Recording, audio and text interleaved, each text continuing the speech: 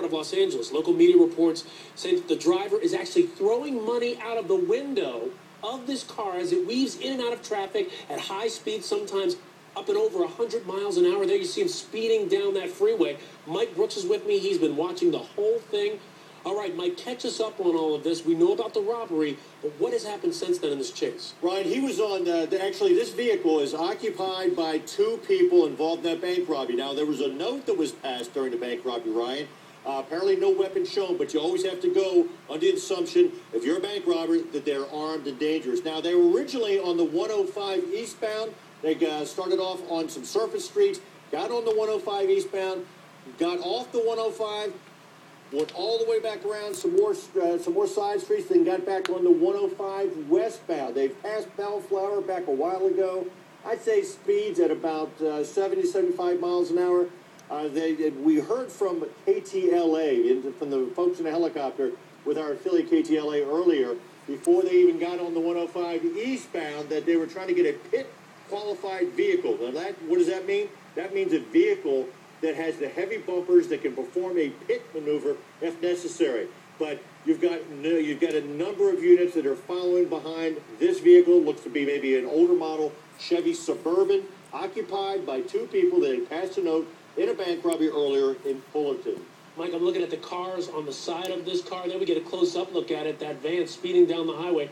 I'm looking at the cars right alongside it. These are ordinary folks just trying to get from one place to another. What precautions do they take? I see 3 police officers trailing the car. What precautions do they take to keep everybody safe that's in and around this vehicle? Well, in California, what they do is a lot of times they'll break into radio shows just to let people know, to avoid the area of, and they'll give whatever location is. In this particular case, the 105 westbound.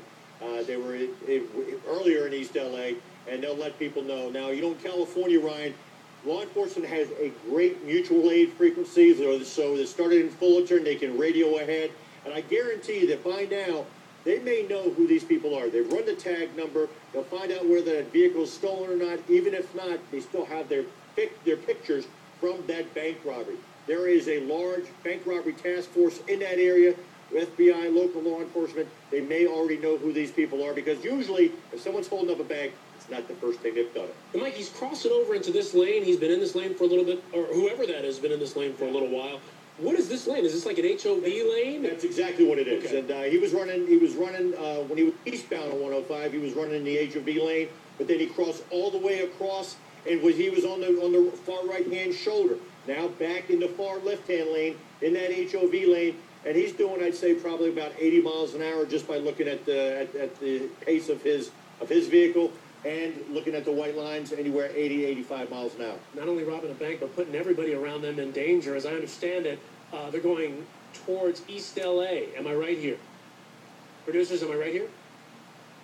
East of LAX is where they are right now at this point. And the car just keeps traveling at these high speeds. Mike, as I mentioned before, there were 3 police cars trailing this car. How long will they stay behind him, and how long will they wait before taking these evasive maneuvers, like having a car come right in front of him? Well, you got to be very careful when you're even planning to do the pit maneuver, or you're planning to lay out any kind of spike strips to try to stop this person, or at least to try to slow them down. But that's one of the things you got to be very, very careful about, because they're 3 hours, so it's about they're 3 hours behind us, so it's just a little bit past 2 o'clock. You see, there's not a whole lot of traffic, but when rush hour starts, traffic's going to get a lot heavier. But there's different chase protocols, different places you go in the country, Ryan. Here in California, for a bank robbery, they will chase you. And as one CHP friend of mine told me, even for just a regular chase, they'll chase you till the wheels fall off. But since this is a bank robbery, a federal offense, I guarantee you, they will not give up this chase until they have this vehicle stopped and the subject in custody. And by the way, you see him changing lanes. There he's passing that red car in between the red and blue car. And folks, I want you to keep watching this, because as KTLA, our affiliate down there, zooms in and out, you can see that there is a weave of highways and freeways around 105 as they're traveling down this. So it's not just the people, Mike, that are on the road with this person right now.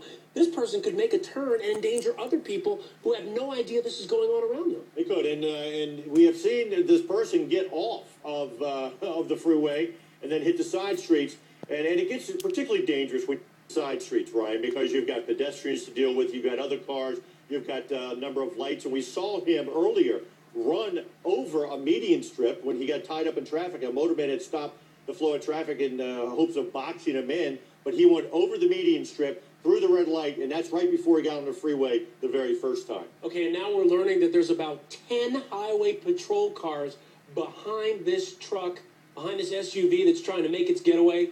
Mike says going upwards 70, maybe 80 miles an hour, maybe even higher. You know, Mike, these 10 patrol cars right behind it, what's their plan for the people that are right behind? So many cars behind.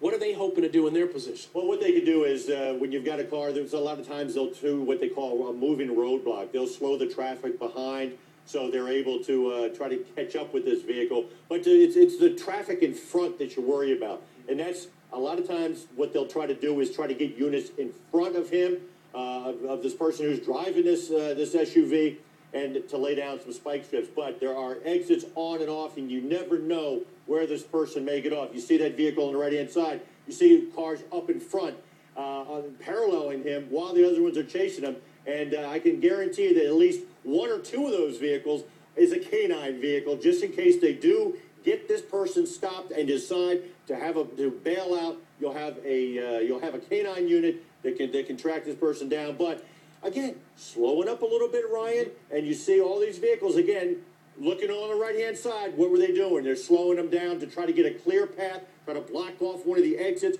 so possibly they can get a vehicle up there to perform that pit maneuver and to bring this to a safe conclusion. Because see, you don't see much traffic there, do you? No, it's all clear now. Exactly, and that's their plan right now. You know what? I see this driver, Mike. He's spreading across right and left all over this highway.